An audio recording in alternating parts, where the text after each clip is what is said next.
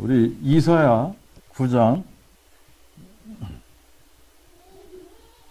6절과 7절 우리 읽겠습니다. 이사야 9장 6절과 7절.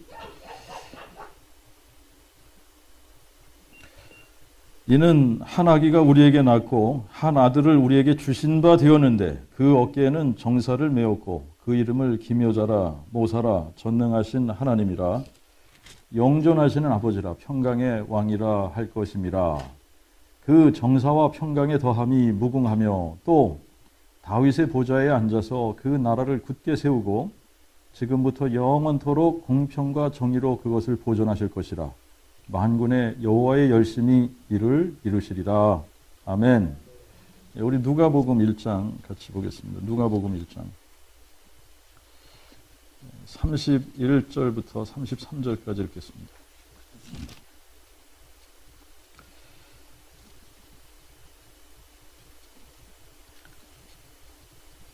보라, 내가 잉태하여 아들을 낳으리니 그 이름을 예수라 하라. 저가 큰 자가 되고 지존자의 아들이라 일컬음을 받을 것이요 대주제 하나님께서 그 조상 다윗의 보좌를 저희에게 주시리니 저가 야곱의 집을 영원히 다스릴 것이며 그의 나라가 무궁하리라. 아멘. 우리 로마서 1장 2절부터 4절을 보겠습니다. 로마서 1장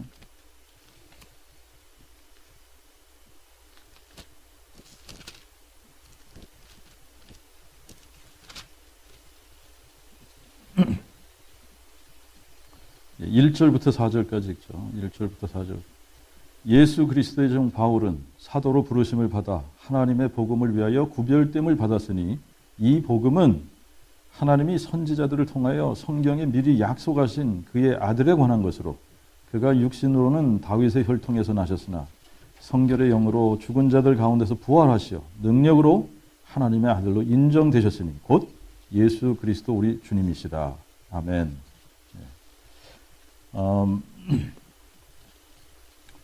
우리 사도행전 17장을 가서 보면 이제 이 바울이 복음을 전도하러 이렇게 복음 증거하러 다니면서 바울이 그 전략적으로 방문한 데가 어디냐면 회당입니다. 유대인들의 회당을 먼저 방문을 하죠, 그죠? 그래서 뭘 했느냐면 성경을 강론했다. 성경을 강론하면서 뭘 했냐? 이 뜻을 풀어 예수께서 하나님의 아들 그리스도이심을 증명했다라고 하는 겁니다. 예수님도 예수님도 부활하시고 나서 제자들을 만나서 하신 것이 뭐냐면 예수님도 그걸 하셨어요. 예수님도 제자들을 만나서 하신 게 뭐냐? 성경을 열어서 이 성경을 풀어주셨다 그랬습니다. 이 성경을 풀어주셨다. 모세의 글과 시편과 선지자의 글에 예수님에 대해서 기록되어진 그 부분들을 풀어주신 겁니다. 이걸 풀어주신 거예요. 그럴 때 이제 엠마오로 가던 제자들이 예수님을 만났어요. 부활하신 예수님을 만났는데 못 알아봤죠, 그죠? 못 알아봤는데 이 부활하신 예수님께서 하신 것이 뭐냐면 성경을 열어서 이거를 풀어주신 겁니다. 그래서 제자들이 뭐라고 이제 고백하느냐면 예수님께서 성경을 우리에게 열어주실 때 우리의 마음이 뜨거워지지 않더냐 그랬습니다. 그래서 오늘날 그 정말 그 로컬 처치, 이 지역 교회마다 이제 하나님께서 그 교회 목사 교사를 세워주신 이유가 뭐냐? 이 성경을 풀어줘야 되는 거죠, 그죠? 그 뜻을 풀어서 정말 예수께서 하나님의 아들 그리스도시다. 이것이 증명되어져야 되고 이게 강론되어져야 되고 그렇습니다. 그렇죠? 자, 오늘 여러분들이 로마서 1장 1절부터 4절 여기에는 이 복음의 내용이 뭐냐? 이 성경 전체를 통해서 이제 우리가 이 복음이 뭔지 알아야 되는데 이 사도들이 전했던 그 복음의 내용에 가장 핵심적인 골자가 뭐냐면 이 하나님의 아들이 누구냐에 관한 겁니다. 하나님의 아들에 관한 겁니다. 하나님의 아들에 관한 건데 성경을 통해서 하나님께서 이제 이 하나님의 아들에 관한 약속을 우리에게 해주셨다라고 하는 겁니다. 하나님의 아들에 관한 약속을 해주셨는데 그게 두 가지예요. 두 가지 약속입니다. 하나는 하나님의 아들이 다윗의 자손으로 오시겠다라고 하는 겁니다. 그 다음에 또 하나는 죽은 자 가운데서 부활하셔서 능력으로 하나님의 아들로 인정되시겠다라고 하는 겁니다. 아멘 되시나요? 자, 그런데 이제, 오케이. 이제 하나님의 아들이 죽은 자 가운데서 부활하신다. 이거는 우리가 하도 많이 들어가지고 이제 알겠는데, 그러면 이 하나님의 아들이 다윗의 자손으로 오신다는 얘기가 뭐냐 이겁니다. 왜 꼭 다윗의 자손으로 오셔야 되는 겁니까? 이게 다윗의 자손으로 오신다는 얘기가 뭐며, 예수님이 십자가 죽으시고 부활하셨어요. 이 부활하신 사건은 역사적인 사실입니다. 그래서 이미 이루어졌는데, 그러면 이 누가복음 1장 31절부터 33절을 보니까 이제 이 천사가 누구에게 지금 이 말씀을 해주는 거냐면 가브리엘이 마리아에게 지금 나타나서 이 마리아에게 지금 이 말을 해주는 겁니다. 이 기별을 해주는 거예요. 보라, 마리아, 내가 처녀지만 동정녀지만 내가 잉태하여 아들을 낳을 것인데 그 이름을 예수라 하라. 저가 큰 자가 되고 지존자의 아들이라 일컬음을 받을 것이요 대주자 하나님께서 그 조상 다윗의 보좌를 저에게 주시리니 저가 야곱의 집을 영원히 다스릴 것이며 그의 나라가 무궁하리라. 아멘. 자, 그런데 여러분들이 어디다 줄을 치시냐면 이제 대주자 하나님께서 그 조상 다윗의 보좌를 저에게 주시리니, 그렇죠? 거기 줄을 좀 치시죠. 자, 그 다음에 이제 우리가 이사야 9장 6절과 7절을 읽었습니다. 이사야 9장 6절과 7절을 읽었는데, 이사야 9장 6절 7절에도 같은 이제 말씀이에요. 이는 한 아기가 우리에게 낳고 한 아들을 우리에게 주신 바 되었는데 그 어깨에는 정사를 메었고 그 이름을 기묘자라 모사라 전능하신 하나님이라 영존하시는 아버지라 평강의 왕이라 할 것임이라. 그 정사와 평강의 더함이 무궁하며 또 다윗의 보좌에 앉아서 그 나라를 굳게 세우고, 거기다가 줄 치시죠. 자, 다윗의 보좌에 앉아서 그 나라를 굳게 세우고 지금부터 영원토록 공평과 정의로 그곳을 보존하실 것이라. 만군의 여호와의 열심히 이를 이루시리라. 아멘.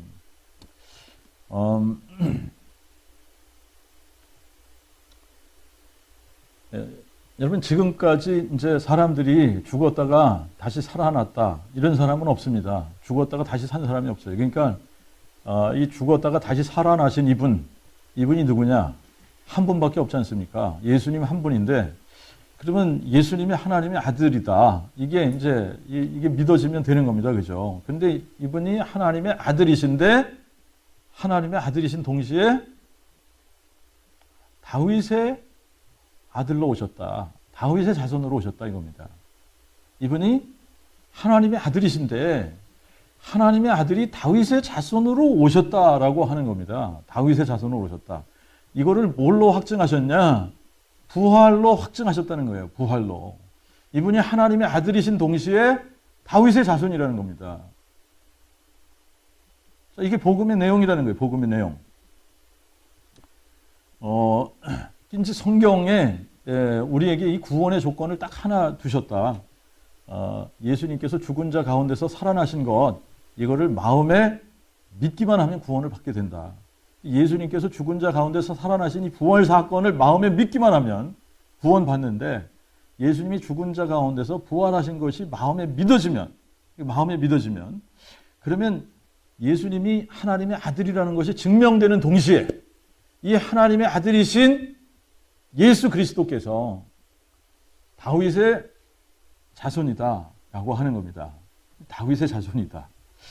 다윗의 자손이라는 게 이게 왜 중요한가 말이죠. 이게 무슨 의미냐 이거예요.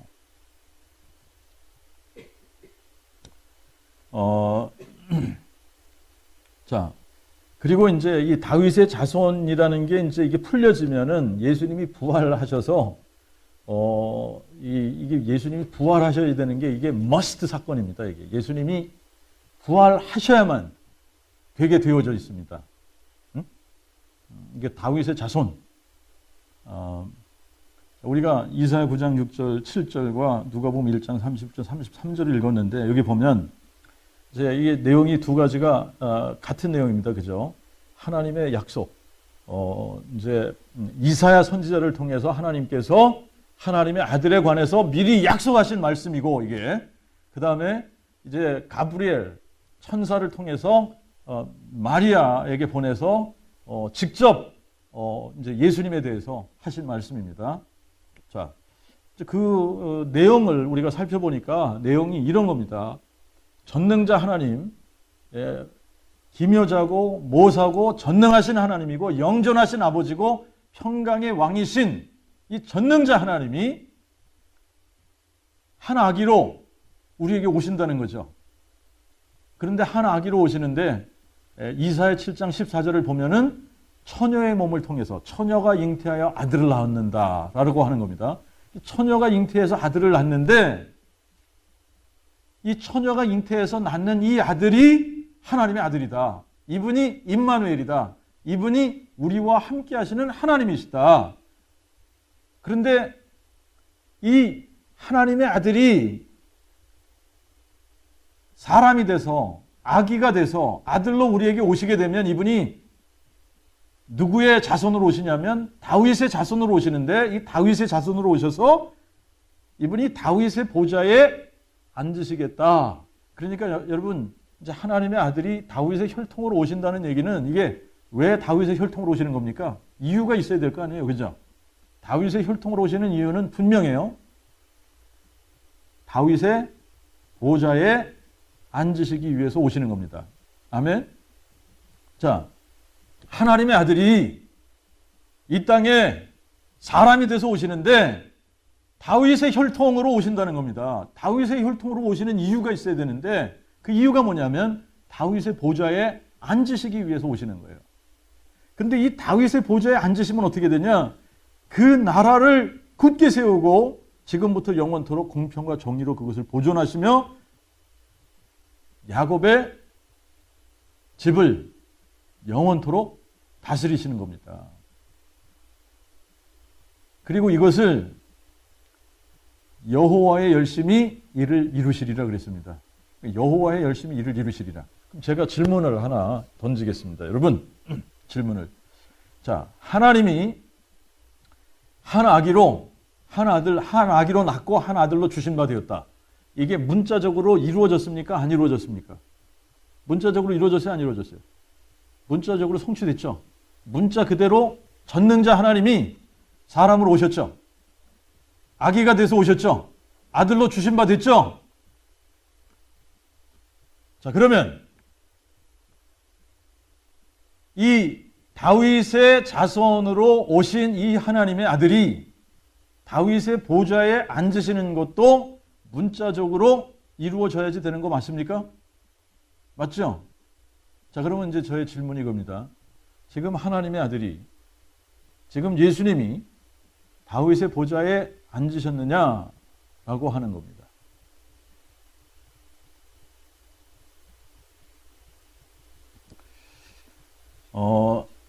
이분이 야곱의 집을 영원히 다스리겠다. 그리고 그의 나라가 무궁하리라. 이게 약속입니다. 그런데 이거를 누구의 열심으로 이것을 이루시겠다 그랬냐면 만군의 여호와의 열심히 이를 이루리라 그랬습니다. 자, 전능자 하나님이 이 땅에 사람으로 오셨습니다. 그래서 성경에 기록된 대로 이 전능자 하나님이 우리를 대신해서 십자가 죽으셨어요. 그리고 장사 지낸 바 되었다가 성경대로 사흘 만에 부활하셨습니다. 이게 다 문자대로 이루어졌어요. 근데 이게 참 사람들이 이상한 게, 그래서 이 신학자들의 말을 믿으면 안 됩니다. 이게 성경을 우리가 그대로 믿어야지 되고 신학자들의 말을 믿으면 안 돼요. 이 신학자들은 자기들의 생각을 집어넣어서 신학을 만드는 거기 때문에 자기네들의 생각에 이루어질 것 같으면 문자적으로 그것을 받아들이고 자기네들 생각이 아닌 것 같으면 이거를 문자적으로 해석을 안 하는 게 문제입니다. 여러분, 하나님이 사람이 돼서 이 땅에 오시는 것이 문자적으로 이루어졌으면 이분이 오셔서 다윗의 보좌에 영원히 앉으실 것이다. 그러면 그것이 문자적으로 성취돼야 마땅한 겁니다. 그죠? 자, 그런데 이제 우리가 질문해야 되는 것이 뭐냐면 이 하나님의 아들이 사람의 몸으로 이 땅에 오셨습니다. 다윗의 자손으로 이 땅에 오셨는데 그러면 이 다윗의 자손으로 오신 이 하나님의 아들이 그러면 다윗의 보좌에 앉으신 거냐? 이 질문을 해봐야 되는 거예요. 그리고 이 다윗의 자손이 다윗의 보좌에 앉기 위해서 오시는 건데 그러면 이 다윗의 보좌가 문자적으로 다윗의 보좌냐? 아니면 이거는 영적으로 해석을 해야 되는 거냐? 근데 지금 거의 많은 목사님들이 이거를 뭘로 해석하냐면 영적인 걸로 해석을 하는 겁니다. 문자적으로 해석을 안 한단 말입니다. 근데 앞부분은 문자적으로 이루어졌어요? 안 이루어졌어요? 이루어졌죠? 하나님이, 전능하신 하나님이 한 아기로 낳고 한 아들로 주신 바 된 것이 문자적으로 이루어졌습니다. 그렇죠? 아멘? 그러면 이분이 다윗의 보좌에 앉아서 그 나라를 굳게 세우고 영원토록 그것을 보존하실 것. 그분이 다윗의 보좌에 앉으셔서 야곱의 집을 영원히 다스리실 것. 이것도 문자적으로 이루어진다고 우리가 믿어야지 됩니까? 이거는 문자적인 것이 아니다. 이거는 영적인 거다. 이렇게 해야지 됩니까? 자, 문자적으로 이것도 이루어져야 되는 겁니다. 아멘? 네. 자, 이걸 문자적으로 보면 예수님이 부활하셔야 마땅한 겁니다. 이분이 부활하셔야, 이분이 죽고 부활하셔야 되고, 이분이 죽고 부활하신 다음에 승천하셨지 않습니까? 승천하셨죠? 그 다음에 이제 우리가 질문해 봐야 되는 게 뭐냐면, 그러면 이 다윗의 자손으로 오신 이분이 다윗의 보좌에 literally, 문자적으로 이분이 앉으셨냐? 이 질문 해봐야 되는데, 지금 예수님께서 다윗의 보좌에 앉으신 것 같지 않잖아요. 그죠? 이 문자적으로 그분이 다윗의 보좌에 앉아 계신 게 아니지 않습니까, 지금? 그러면 이거는 미래적으로 성취되어야지 되는 부분이죠. 맞습니까? 여러분 이제 구약 성경에 지금 이제 이 예언이 지금 이렇게 구약에서 바라봤을 때는 이제 이런 부분들이 상당히 많습니다. 예수님의 초림과 예수님의 재림을 동시적으로 이렇게 보고서 표현을 한 겁니다. 그러니까 한 문장에 예수님의 초림과 예수님의 재림이 한 문장에 들어가 있어요. 그러니까 이거를 우리가 예수님의 초림과 재림이 한 문장에 있기 때문에 이거를 우리가 구분할 수 있어야 되는 겁니다. 예를 들어서 제가 하나 설명을 할게요. 이사야 61장에 가서 보면 대주제 여호와의 영이 내게 임하셨으니 이는 여호와께서 내게 기름을 부으사 가난한 자에게 아름다운 소식을 전하려 하심이라. 나를 보내사 마음이 상한 자를 고치며 포로된 자에게 자유를, 갇힌 자에게 노임을 전파하며 여호와의 은혜의 해와 우리 하나님의 신원의 날을 전파하여 모든 슬픈 자를 위로하되. 이렇게 나왔습니다. 그죠? 근데 여러분들 이제 이 본문을 이제 여러분들이 누가복음에 가서 보면 예수님께서 친히 이 나사렛 회당에 가서 이제 이 본문을 읽습니다. 이 본문을 읽으시는데 이제 이 본문을 읽으실 때에 61장 2절에 여호와의 은혜의 해와 우리 하나님의 신원의 날을 전파하여 이렇게 나와 있습니다. 근데 여기서 예수님은 의도적으로 우리 하나님의 신원의 날을 빼버리십니다. 이걸 빼버리는 거예요. 그리고 여호와의 은혜의 해 이것만 말씀하시는 겁니다. 그리고 이것이 너희 귀에 너희 앞에 응했다. 이렇게 말씀하시는 거예요. 한번 우리가 이 부분을 한번 살펴봅시다. 누가복음 4장.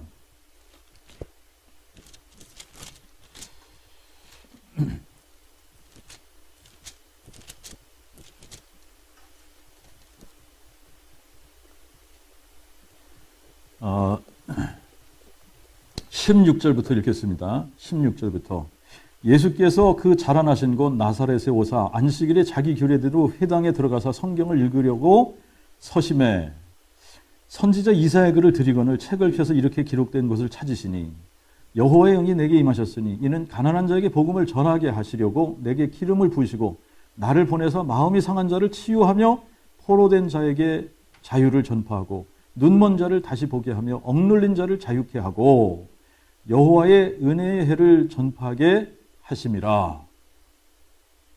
이에 책을 덮고 그 맡은 자에게 주시고 앉으시니 회당에 있는 자들이 다 주목하여 보더라.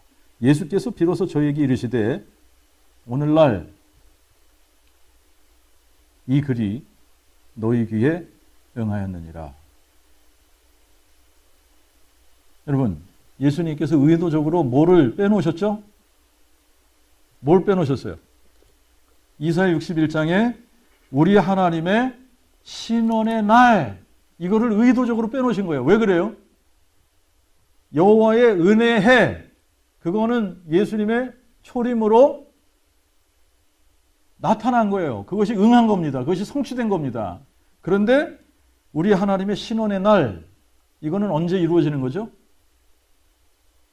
예수님이 죽고 부활하시고 승천하신 다음에 다시 이 땅에 오실 때, 예수님께서 다시 오실 때, 재림하실 때 이루어지는 거예요.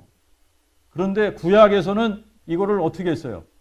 그냥 한 사건인 것처럼 이렇게 표현을 한 겁니다. 그런데 사실은 한 사건이 아니라 2000년 넘게 이렇게 갭이 있는 사건인 거예요.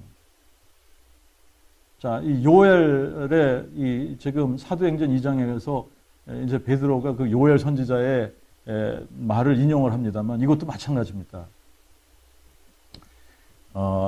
이런 식으로 지금 이제 이 구약에서 이렇게 앞을 내다보고 예언했을 때에 지금 어떤 사건들을 그냥 이렇게 한 문장에 집어넣냐면 예수님의 초림 사건과 예수님의 재림 사건을 그냥 한 문장에 집어넣어서 예언을 한 겁니다. 근데 이제 이거는 우리가 구분을 해야지 되겠죠. 그죠? 네. 자, 그러면 역사 얘기를 우리가 잠시 하고 그러면서 이제 지금 이 다윗의 보좌에 앉으신다라고 하는 이 표현이 지금 왜 중요하고 이것이 이제 언제 이루어지는지 요거를 우리가 좀 살펴봐야 될 것 같아요. 그죠? 자, 우리 마태복음 1장으로 가서 보시면 이 마태복음 1장이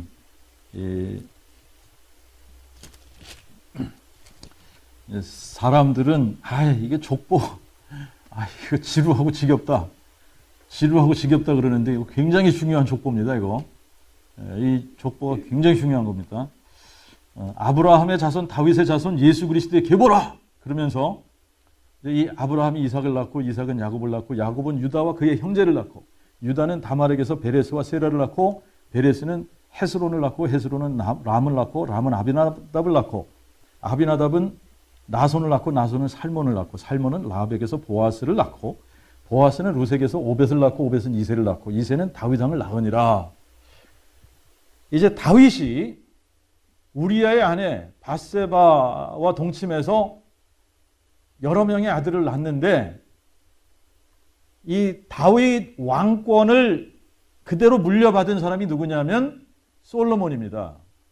그래서 여기에는 이 왕권을 계승하는 라인이 기록이 된 거예요. 그래서 다른 아들들은 기록이 안 돼 있고 이 왕권을 계승하는 솔로몬이 등장을 한 겁니다. 그런데 다윗과 밧세바 사이에는 솔로몬이라는 아들도 있지만 나단이라는 아들도 있는 거예요. 자, 근데 그거를 누가복음 3장에 가서 보면 이제 이 솔로몬 말고 나단이라는 다윗의 아들을 통해서 또 하나의 이 계보가 이렇게 쭉 나오는데 여기에서 누가 등장하느냐 하면 마리아가 등장을 하는 겁니다. 예.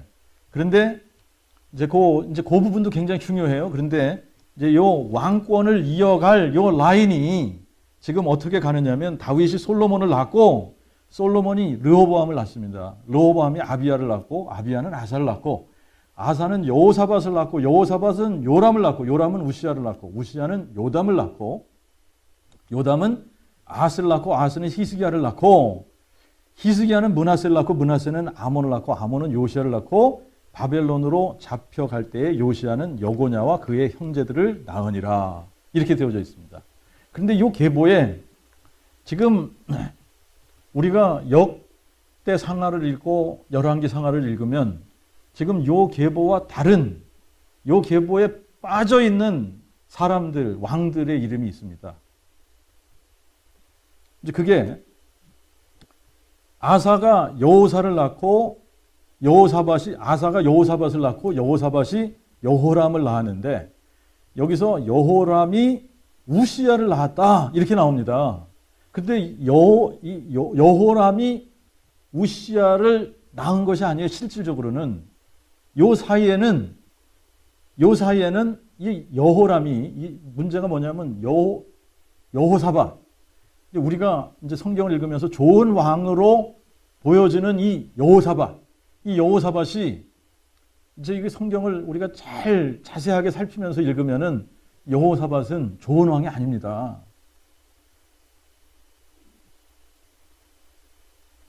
절대로 좋은 왕이 아니에요. 이 여호사밧이 아합과 혈연 관계를 맺죠. 그래서 여호람의 아내를 누구로 맞아들이냐면 아합과 이세벨의 사이에서 나온 딸 아달랴를 며느리로 드리는 겁니다.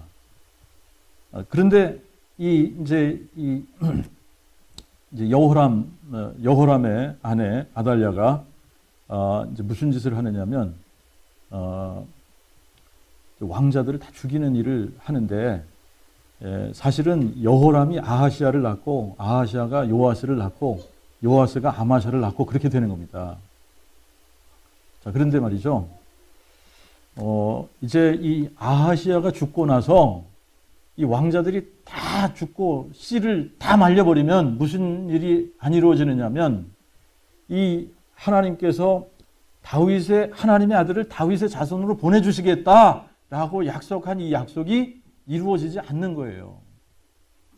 그런데 여호사밧이 이세벨의 딸 아달랴를 여호람의 아내로 자기의 며느리로 삼으면서 여러분 이 한 제너레이션 앞을 내다보지 못하는 겁니다.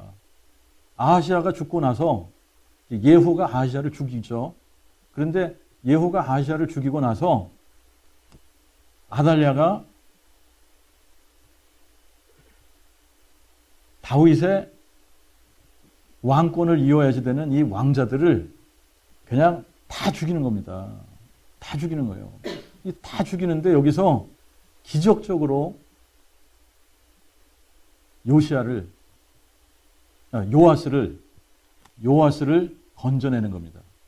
요아스를 건져내서 이 요아스 하나 건져내서 6년을 성전에서 요아스를 키우는 겁니다. 그래서 이 6년 성전에서 요아스를 키우는 동안에 지금 누가 이 유다를 통치하느냐면 이세벨의 딸 아달랴가 유다를 통치하게 된다는 얘기예요. 이거는 그래서 지금 이 여호람 다음에 나오는 아하시아와 요시야와 아마샤 이 세 왕들이 이 의도적으로 여기서 그냥 이렇게 지워버린 겁니다. 그냥 이 계보에서 지워버린 거예요.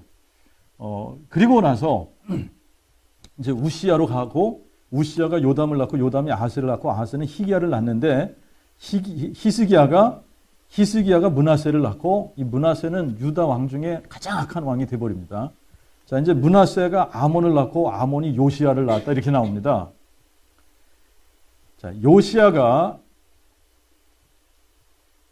여러 명의 아들들을 낳는데 그 중에 요시야를 이제 대신해서 여호아하스가 왕이 되었다가 3개월 만에 이집트로 이제 볼모로 잡혀가서 거기서 죽습니다. 그리고 여호야킴, 이 엘리야킴이 왕이 돼서 11년을 통치하게 되고, 그 다음에 이제 이 엘리야킴의 아들 여고냐 혹은 여호야긴이 왕이 돼서 석 달을 치리하다가 바벨론의 포로로 잡혀가게 됩니다. 자, 이 부분이 굉장히 중요한 부분입니다. 이제 이 부분이 굉장히 중요한 부분인데, 여고냐가 느부갓네살이 엘리야킴의 아들 여호야긴을 바벨론의 볼모로 잡아가면서 그냥 섭정왕으로 세워둔 사람이 요시야의 다른 아들, 요시야의 막내 아들 시드기야예요. 시드기야를 세워놓은 겁니다. 그러니까 시드기야가 유다의 마지막 왕인 것 같이 되어져 있지만, 그러나 하나님께서 인정하시는 이 다윗의 혈통으로서 다윗의 보좌에 앉은 마지막 왕은 누구냐? 시드기야가 아닙니다. 누구예요? 여고냐예요. 여고냐입니다. 여고냐가 이 유다 지파, 다윗의 그 트론, 다윗의 보좌에 앉은 이 다윗의 혈통으로서는 이제 이 여고냐가 마지막 왕이 돼버린 겁니다. 그런데 이제 이 마지막 왕이 돼버렸는데, 여고냐에게 하나님께서 이상한 저주를 하나 내리십니다. 이 여고냐의 저주. 여러분, 이거는 너무나 중요한 저주인데, 예레미야 22장을 한번 가서 읽으시죠. 예레미야 22장 가서 읽겠습니다.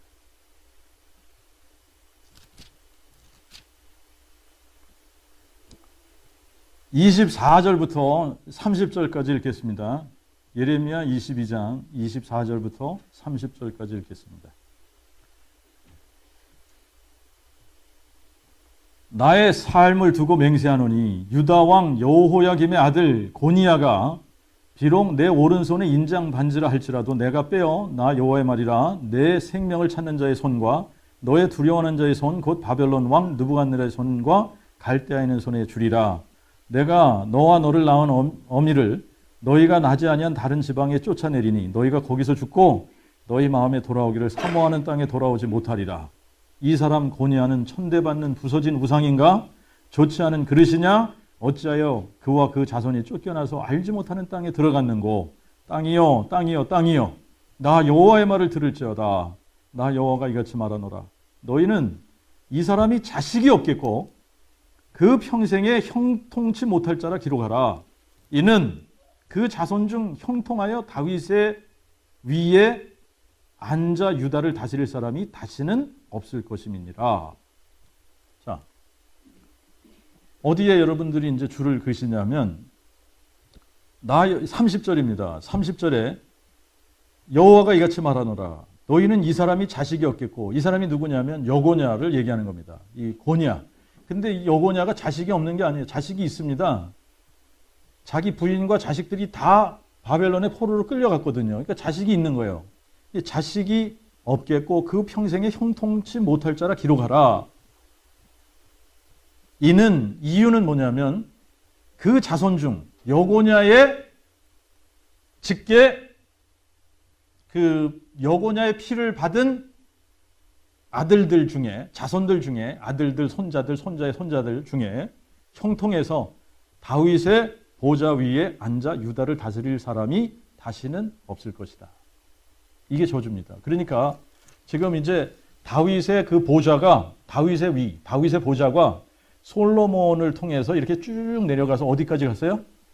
여고냐까지 간 겁니다. 여고냐까지 갔어요. 근데 여고냐까지 딱 가서는 하나님께서 무슨 저주를 내리시냐면 이런 저주를 내리신 겁니다. 이 여고냐, 고니야, 여고냐, 이 사람이 자식이 없겠고 그 평생에 형통치 못할 자라 기록을 하라. 이는 그 자손 중에 형통해서 다윗의 보좌에 앉아 유다를 다스릴 사람이 다시는 없겠다는 얘기예요. 그러니까 이게 보십시오. 여고냐의 피를 받아서 여고냐의 손자의 손자의 손자로 등장을 한 사람은 다윗의 보좌에 앉을 수 있는 이 특권을 뺏기는 거예요. 왜? 이 저주 때문에, 하나님께서 저주하셨기 때문에 더 이상 이 여고냐의 혈통으로 태어나는 사람 중에는 다윗의 보좌에 앉을 사람이 다시는 없겠다. 이것이 하나님의 말씀이거든요. 이거 여고냐를 향한 저주거든요.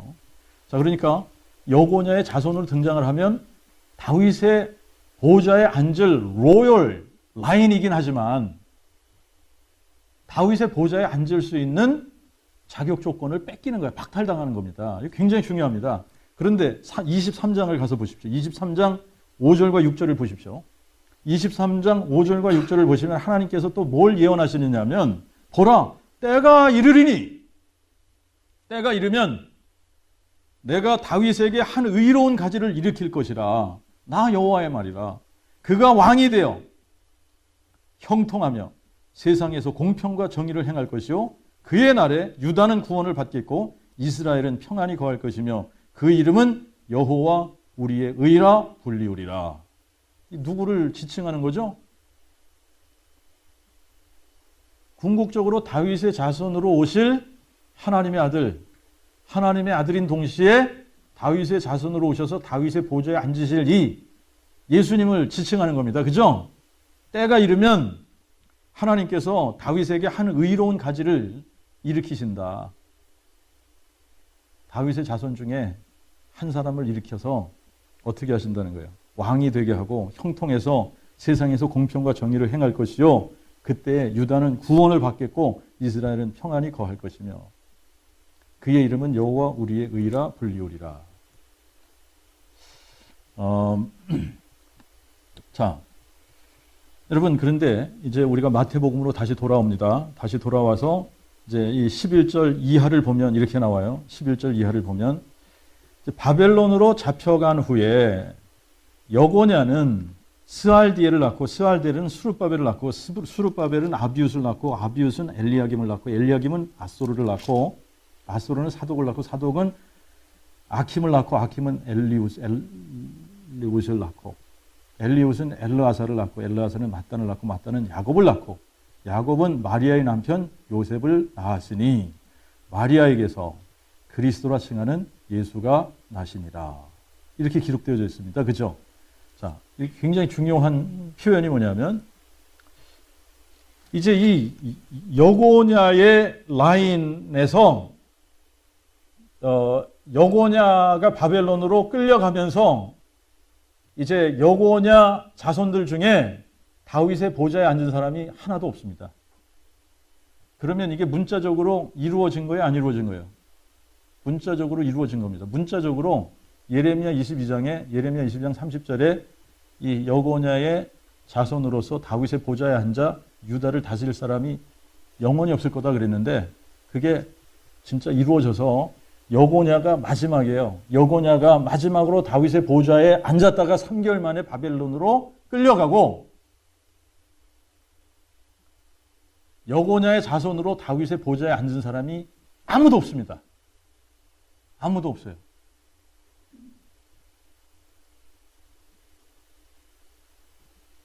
지금까지 없는 거죠? 맞습니까? 지금까지 없는 거 맞아요? 지금까지 없는 거예요. 지금까지 없는 거예요. 자, 그런데 이제 이 여고냐의 라인에서 누가 나왔다는 거죠? 요셉이 나왔다라고 하는 겁니다. 요셉이 나왔다. 근데 이 요셉이 지금 예수를 낳은 것이 아닙니다. 맞습니까? 요셉이 예수를 낳으면 예수는 다윗의 보좌에 앉을 수 있는 자격을 박탈당하는 거예요. 맞습니까? 여고냐의 저주 때문에. 자, 그러니까 지금 보세요. 여고냐의 저주 때문에 이 여고냐의 피가 섞인 사람은 다윗의 보좌에 앉을 수가 없는 겁니다. 아시겠죠? 근데 하나님의 약속은 뭐냐면 다윗의 자손으로 오신 하나님의 아들이 다윗의 보좌에 영원히 앉으시겠다라고 하는 겁니다. 자, 이제 이 다윗의 자손으로 오신 하나님의 아들이 다윗의 보좌에 앉으시려면 자격 조건이 맞아야 돼요. 그죠? 자격 조건이 어떻게 되어야 되냐? 이분은 다윗의 혈통으로 나오셔야 되는 겁니다. 맞습니까? 자, 다윗의 혈통으로 나오셔야 되는데, 자, 이 16절을 보면 야곱은 마리아의 남편 요셉을 낳았으니, 여기서 마리아가 누구냐면 우리가 누가복음 3장에 가서 보면 마리아의 계보가 나오는데 쭉 올라가 보니까 솔로몬의 형제 중에 나단이라고 하는 왕자가 있었습니다. 그런데 이 나단은 또 다윗이 바세바 사이에서 낳은 아들 중에 하나예요. 자, 그러니까 쭉 올라가면 마리아의 라인을 타고 쭉 올라가면 마리아가 누구의 자손이 돼요? 다윗의 혈통이 되는 거예요. 다윗의 혈통. 자, 그러니까 다윗의 혈통으로 나온 이 마리아, 동정녀 마리아를 통해서 누가 등장을 하세요? 하나님의 아들이. 그러니까 마리아의 혈통으로 가면 이분이 누가 되는 거예요? 다윗의 혈통이 되는 겁니다. 육신으로 다윗의 혈통으로 오신 게 맞는 거예요. 자, 그런데 이분이 다윗의 보좌에 앉으시려면 여고냐의 피를 받지 않으면서 여고냐의 집에 아들로 들어가야 되는 겁니다. 맞아요, 틀려요? 자, 여고냐의 라인으로만 이 로열 라인이기 때문에 다윗의 보좌에 앉을 수 있는 자격이 주어지는 거예요. 그러니까 예수님이 다윗의 보좌에 앉으시기 위해서 여고냐의 혈통을 하나도 받지 않으면서 여고냐의 아들로 들어가야지 된다. 이해가 되십니까? 이게 이해가 되어줘야 제가 얼마나 설명을 잘하고 있는지 모르겠는데 지금 이게 이해가 되면 빙고입니다. 이게 틱택토에서 이게 딱딱딱 이게 맞은 거예요, 지금.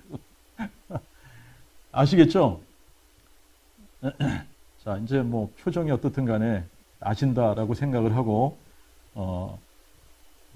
다윗의 보좌에 앉으시기 위해서는 여고냐의 저주를 피해서 여고냐의 피를 이어받지 않은 다윗의 혈통으로 여고냐의 아들로 들어가야 된다. 근데 이분이 어떻게 됐어요? 요셉이 마리아하고 정혼을 했는데 마리아는 이미 성령으로 잉태돼서 아들을 임신하고 있었단 말입니다. 그래서 이 아들이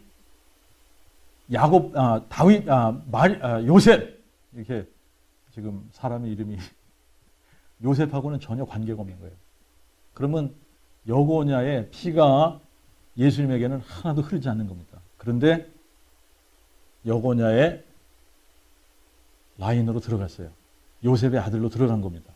그래서 합법적으로 무슨 조건이 갖춰졌어요?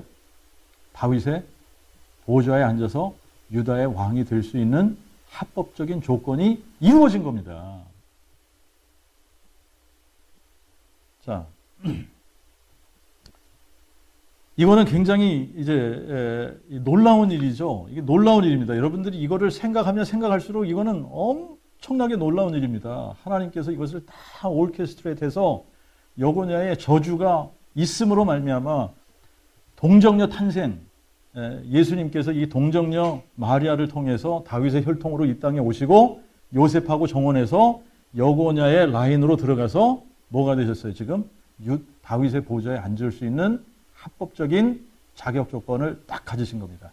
자, 이렇게 다윗의 여고냐의 저주 때문에 다윗의 보좌에 앉을 수 있는 이런 조건을 갖춘 분은 예수님 외에는 없는 거예요. 나사렛 예수, 이 동정녀 마리아, 이 나단의 혈통을 거쳐서 다윗의 자손으로 태어난 이 예수 외에는 지금 이 자격 조건을 갖춘 사람이 아무도 없는 겁니다. 자, 그러면 이제 문제가 뭐냐면 이렇게 해서 예수님께서 지금 여고냐의 저주를 피해서 다윗의 보좌에 앉으실 수 있는 유일한 분으로 이제 딱 등장을 하셨는데 마태복음 1장 우리 조금 더 가서 읽어보겠습니다. 20절을 보니까 이제 20절을 보니까 요셉이 지금 이 일을 생각할 때 후련히 주의 천사가 꿈에 그에게 나타나 말하되 다윗의 자손 요셉아 내 아내 마리아 데려오기를 무서워 말라. 저에게 잉태된 자는 성령으로 된 것이니라. 아들을 낳으니 그 이름을 예수라 하라. 이는 그가 자기 백성을 저희 죄에서 구원할 자이심이라 하니라. 이 모든 일에 된 것은 주께서 선지자로 하신 말씀을 이루려 하심이니. 여러분, 지금 우리가 로마서 1장 2절부터 4절 이렇게 보니까 이 복음이 뭐냐면, 복음이 하나님께서 그의 선지자들을 통하여 성경에 기록된 하나님의 아들에 관한 것이다. 이게 하나님의 아들에 관해서 뭐라고 그렇게 미리 예언했느냐면, 처녀가 잉태하여 아들을 낳을 것이요 그 이름을 임마누엘이라 하리라.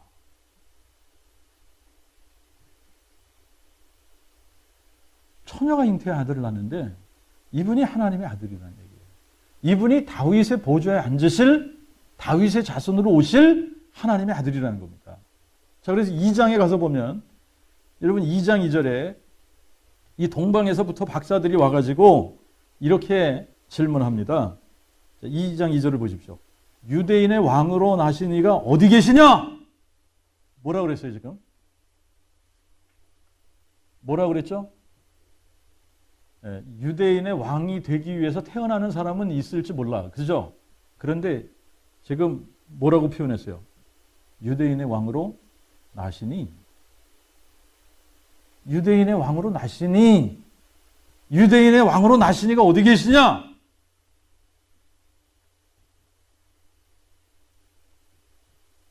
자, 그런데 이제 문제가 있습니다. 요한복음 1장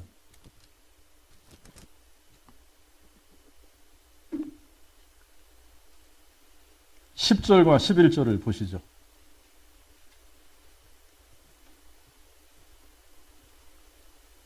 자, 요한복음 1장 10절과 11절. 그가 세상에 계셨으며 세상은 그로 말미암아 지은 바 되었고 세상이 그를 알지 못하였고 그가 자기 땅에 오매 자기 백성이 영접지 아니하였으나 그랬습니다. 다시요. 11절 봅시다. 그가 자기 땅에 오매 자기 백성이 영접지 아니하였다.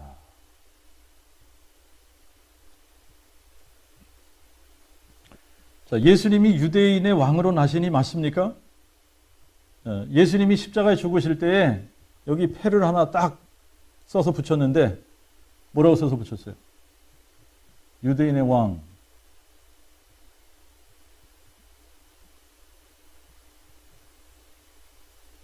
유대인의 왕. 자, 요한복음 5장 43절을 한번 보십시다. 요한복음 5장 43절.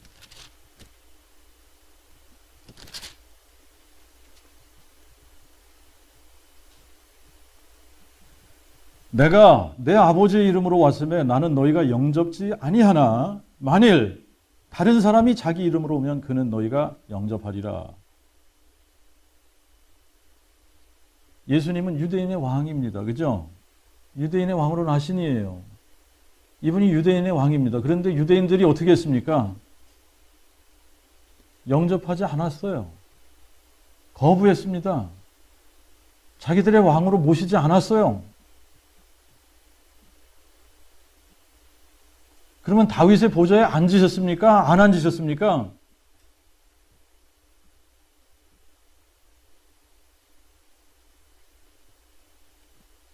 자, 이분이 다윗의 보좌에 앉으시면 어떤 일이 일어나는지 한번 보시죠. 이사야 우리 11장 가서 보겠습니다.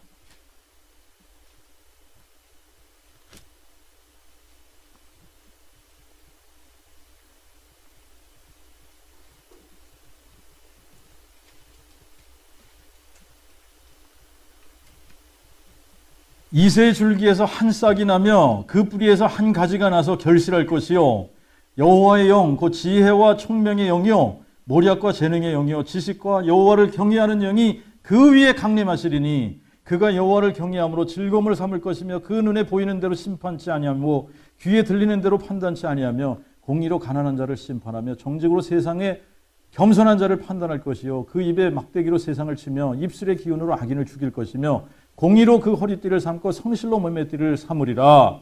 그때에 이리가 어린 양과 함께 거하며 표범이 어린 염소와 함께 눕고 송아지와 어린 사자와 살찐 짐승이 함께 있어 어린 아이에게 끌리며 암소와 곰이 함께 먹으며 그것들의 새끼가 함께 엎드리고 사자가 소처럼 풀을 먹을 것이며 젖 먹는 아이가 독사의 구멍에서 장난하며 젖된 어린 아이가 독사의 굴에 손을 넣을 것이라.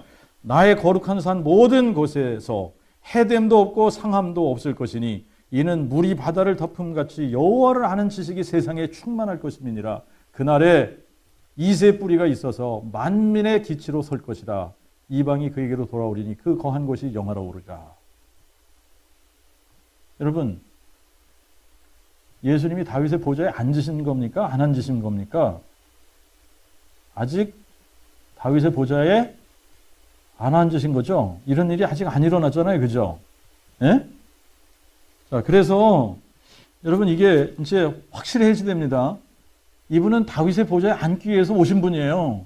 다윗의 보좌에 앉기 위해서 오셨는데 유대인들이 거부한 겁니다. 유대인들이 거부한 거예요. 자, 그러니까 사도행전 1장, 이제 이 사도행전 1장 가서 보죠. 1장 6절과 7절을 읽어보겠습니다. 사도행전 1장 6절과 7절.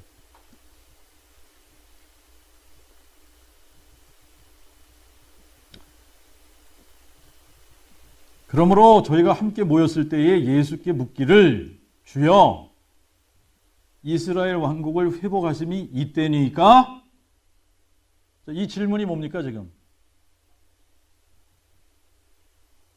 주님이 다윗의 보좌에 앉으실 때가 지금 이때입니까? 이거 물어보는 겁니다. 이스라엘 나라가 회복돼야 다윗의 보좌에 앉으실 거 아닙니까? 그죠? 예? 그러니까 이스라엘 나라, 이스라엘 왕국을 회복하심이 이때니까 지금 이제서 비로소 이스라엘 나라를 회복하시고 다윗의 보좌에 앉으실 겁니까? 이 질문입니다. 그럴 때 예수님께서 그들에게 뭐라 그래요? 때와 기한은 아버지께서 자신의 권한에 두셨으니 너희의 알 바 아니요.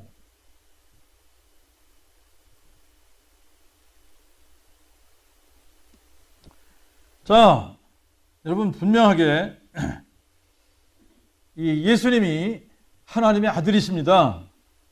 뭘로 증명하셨어요? 부활로 증명하셨어요. 그죠? 이 부활이라고 하는 이 사건, 부활 사건 자체가 예수님이 하나님의 아들이라는 증거입니다. 이게 증거잖아요. 에비던스잖아요. 그죠? 그러니까 이 부활 사건 이걸로 예수님이 하나님의 아들이라는 걸 우리가 확실히 아는데, 그러면 이분이 다윗의 보좌에 앉으셔야 되는데 다윗의 보좌에 지금 앉으셨냐?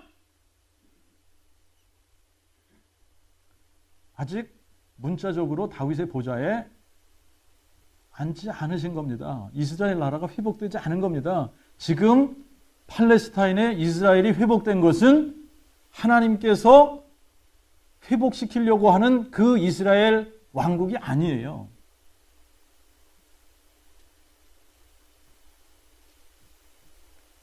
자, 그러면 언제 이 하나님의 계획 속에 그러면 예수님께서 이스라엘을 회복하시는 때가 언제냐? 이스라엘 왕국을 회복하시는 이 때가 언제냐라고 하는 겁니다. 자, 우리 로마서 11장으로 가서 보겠습니다. 자, 이 로마서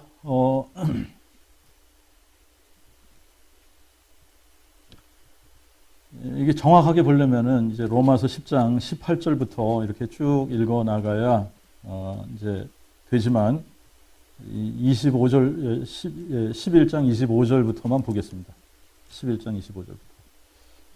여러분들이 이제 10장 18절부터 이렇게 쭉 다시 한번 나중에 읽으시기 바랍니다.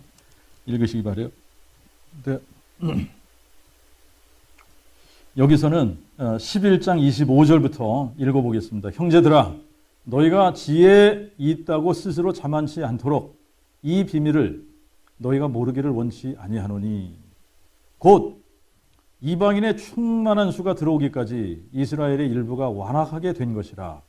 그리하여 온 이스라엘이 구원함을 받으리니 기록된 바 구원자가 시온에서 나오사 곧 야곱에게서 경건치 않은 것들을 제하시겠고 내가 저희 죄를 사할 때 저희를 위한 내 언약이 이것이라 함과 같으니라. 자, 이 비밀이랍니다. 이게 비밀이래요. 근데 이 비밀이 뭐라 그랬어요? 비밀이 이제 이 비밀이라고 하는 것이 뭐냐면 이방인의 충만한 수가 찰 때까지는 이스라엘이 어떻게 된다는 거예요? 완악하게 된다는 겁니다. 그래서 예수님을 자기네들의 왕으로 모셔야 안 모셔요? 안 모시는 거예요. 거부하는 겁니다. 이것이 하나님의 계획이에요. 이게 하나님의 계획인데 이게 비밀이라는 겁니다.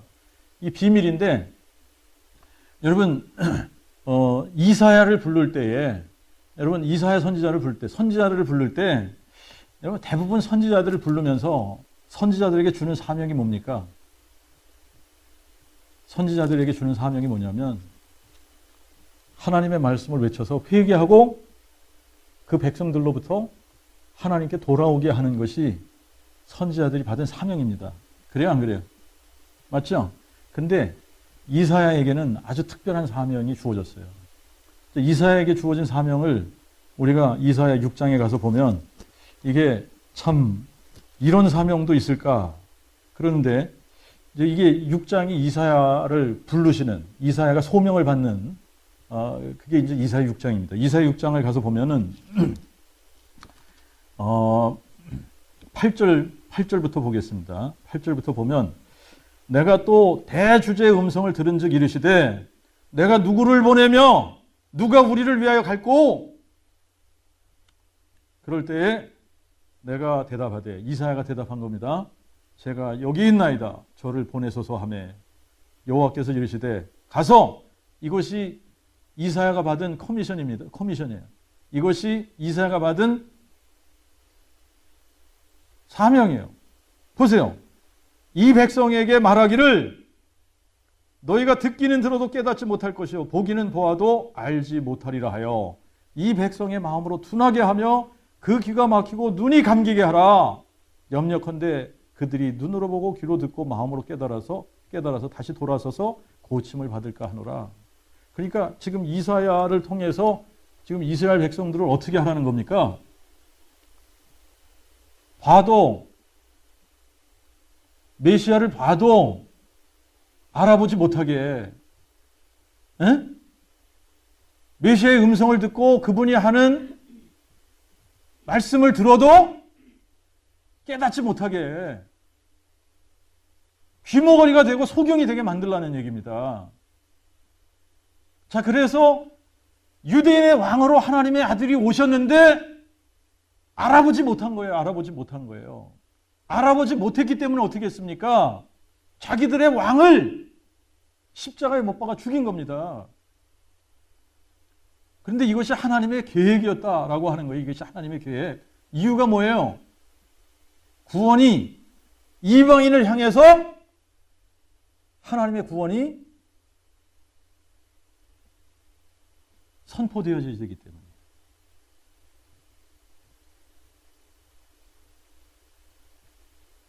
그래서 이방인의 충만한 수가 들어올 때까지 어떻게 한다는 겁니까? 이스라엘은 완악하게 된다라고 하는 겁니다. 이스라엘이 완악하게 돼서 예수와 메시아, 예수께서 자기들의 그리스도인 것을 거부하는 거예요. 여러분 지금 어때요? 지금 이제 이 메시아닉 주들이 이렇게 조금 생기고 있습니다만 아직도 거의 대부분의 유대인들은 예수를 자기들의 메시아로 인정하지 않습니다. 여러분 예수를 자기들의 메시아로 인정하는 순간 어떻게 해요? 관계 끝나는 거예요. 집에서도 쫓아내버립니다.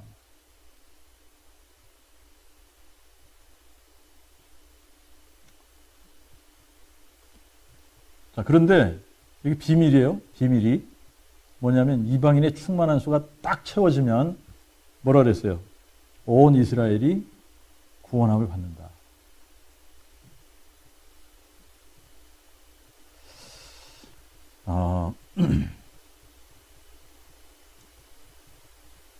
자, 여러분 예수님이 십자가에 죽으신 걸로 그냥 끝나버리면은 이분이 다윗의 보좌에 영원히 계실 수가 없습니다. 그래서 이 하나님의 아들이 다윗의 보좌에 앉으셔야 되는데 다윗의 보좌에 영원히 앉기 위해서는 이분이 죽고 어떻게 하셔야 돼요? 부활하셔야 돼요. 이게 마땅히 부활하셔야 되는 겁니다. 부활하시고 승천하셨지 않습니까? 그죠?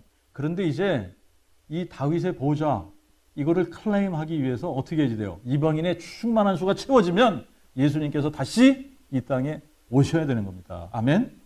네.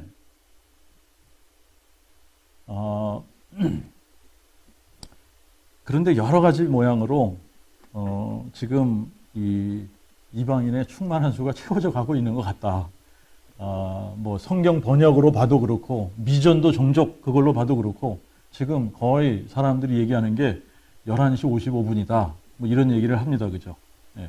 그런데 하나님께서는 뭐 이제 그런 우리가 사람들의 관점에서 지금 시간이 얼만큼 됐냐 이런 것보다 더 정확하게 이 시대 정말 이제 주님이 이제 이 다윗의 보좌 이거를 클레임하기 위해서 다시 오실 그때가 얼마 안 남았다라고 하는 것을 사인으로 우리에게 가르쳐 주셨고 그 결정적인 사인들을 우리에게 주셨어요. 그래서 이제 그 사인들을 보면서 우리가 기도하며 깨어 있어야지 되는 겁니다. 그렇죠? 예. 자, 그런데 이제 이 복음이 이 온 땅에 선포되어야지 되는데 정말 이 복음의 내용이 뭐냐? 이 복음의 내용이 뭐라고 그랬습니까? 성경에 미리 약속된 하나님의 아들에 관한 건데 두 가지 약속했다 그랬어요. 그죠? 뭐 약속했다? 하나님의 아들이 다윗의 자손으로 오시겠다. 그런데 다윗의 자손으로 오시는데 왜 다윗의 자손으로 오시냐? 뭐 하려고 다윗의 자손으로 오신다? 다윗의 보좌에 앉으시기 위해서. 다윗의 보좌에 앉으시면 이분이 그냥 잠깐 앉았다가 내려오시는 겁니까? 아니면 영원히 앉으시는 겁니까? 영원히 앉으시는 거예요. 다윗의 보좌에 영원히. 그러니까 다윗의 보좌에 앉으셔야지 돼요. 다윗의 보좌에 앉으시기 위해서 여러분 이분은 정말 유대인의 왕으로 오셨는데 유대인들이 거부했습니다. 십자가에 죽였어요. 이 보좌에 영원히 앉기 위해서 이분은 어떻게 하셔야 돼요? 부활하셔야 되는 거예요. 부활하셔야 되는 거예요. 이분이 부활하셔서 그래서 이게 다 성경에 미리 약속되어졌다라고 하는 겁니다. 성경에 미리 약속되어져서 이분이 십자가에 죽으실 것 그리고 장사 지낸 바 되었다가 사흘 만에 다시 부활하실 것이 성경에 미리 약속되어졌고 이분이 부활하심으로 말미암아 하나님의 아들이라고 하는 것을 우리에게 증명해 주신 겁니다. 그러니까 우리가 예수님을 뭘로 믿어야지 마땅하냐? 다시 오시리라고 성경에서 오시리라고 약속한 하나님의 아들이 바로 이 예수가 하나님의 아들이 맞다. 그리고 이 하나님의 아들은 마땅히 다윗의 보좌에 앉으셔야 되는 다윗의 자손이다. 그래서 여러분 우리가 계시록 22장 16절에 가서 보면 나 예수는 이렇게 표현하죠. 나 예수는 내 천사를 보내어 교회들을 위하여 이것들을 너희에게 증거하게 하였노라. 나는 다윗의 뿌리요 자손이니. 여러분 이게 우리에게는 가능한 일이 아닙니다. 다윗의 뿌리가 어떻게 다윗의 자손이 됩니까? 그런데 이게 문자적으로 성취가 됐다 안 됐다? 여러분 그냥 플레인하게 이분이 다윗의 뿌리 맞죠? 그런데 이 다윗의 뿌리가 다윗의 자손 되셨습니까? 안 됐습니까? 문자적으로 그대로 이루어졌죠? 그러면 이분이 다윗의 보좌에 앉는 것도 문자적으로 이루어져야 돼요? 말아야 돼요? 문자적으로 이루어져야지 되는 겁니다. 그런데 이게 지금 사람들이 이거를 문자적으로 보지 않는 것이 문제예요. 자, 이게 문자적으로 이루어지기 위해서 이방인의 충만한 수가 채워지면 예수님이 다시 이 세상에 오시게 되는 겁니다. 그래서 다윗의 보좌에 앉으셔서 영원히 다스리시는 겁니다. 아멘? 예. 이게 복음이라는 거예요. 여러분, 그리고 이 복음을 정말 이게 이제 부활로 이것이 정말 선명해져서 부활하신 예수님이 나의 주 나의 하나님이 되셔야 되고, 그리고 이 전능자 하나님이 약속하신 대로, 말씀에 약속하신 대로 문자 그대로 다 성취하셨는데 이제 이 다윗의 보좌에 앉으시기 위해서 마땅히 다시 오셔야 한다라고 하는 겁니다. 아멘. 네, 같이 기도하겠습니다. 아버지 하나님, 저희들에게 정말 이 부활이 너무나 선명해지고 확실해지고, 그래서 부활로 예수님이 오시리라고 약속한 하나님의 아들, 바로 그 정확하게 전능자 하나님이 한 아기로 나고 한 아들로 주신 바 되어 이 다윗의 보좌에 앉아 영원히 야곱의 자손을 다스려야 될 메시아 그리스도 주 하나님이신 것을 정말 저희들이 마음으로 믿을 수 있도록 은혜 베풀어 주시옵소서. 하나님, 이 하나님의 말씀이 이렇게 우리의 마음속에서도 풀려지고 깨달아지고, 그래서 우리의 마음이 뜨거워지게 도와주시옵시고, 아버지 하나님, 정말 있는 그대로, 문자 그대로, 하나님이 말씀하신 그대로 다 이루어질 것을 저희들이 확실하게 믿는 사람들이 되게 도와주시옵시고, 이제 주님이 오실 날이 정말 점점 가까워지고 있습니다. 마땅히 이 다윗의 보좌를 클레임하기 위해서도 예수님께서 이제 머지않아 오셔야 할 텐데, 주님 오시기 전에 분명하게 또 생겨져야 할 그 사건들, 그 징조들, 그 사인들에 대해서도 참 저희들이 모르는 자들이 되지 않게 도와주시옵시고, 정말 이 사인이 무엇인가, 이 징조가 무엇인가 확실하게 알아서 아버지 하나님 언제든지 깨어서 정말 아버지 하나님 이 시대를 살펴보며 기도하며 주님 오시는 그날까지 이 복음의 메시지, 예수께서 죽은 자 가운데서 부활하셔서 하나님의 아들 되시고 다윗의 보좌에 앉으실 다윗의 자손이심을 우리의 마음에 믿고 또 선포하는 저희 모두가 될 수 있도록 은혜 베풀어 주시옵소서. 우리 주 예수 그리스도 이름으로 기도하옵나이다. 아멘.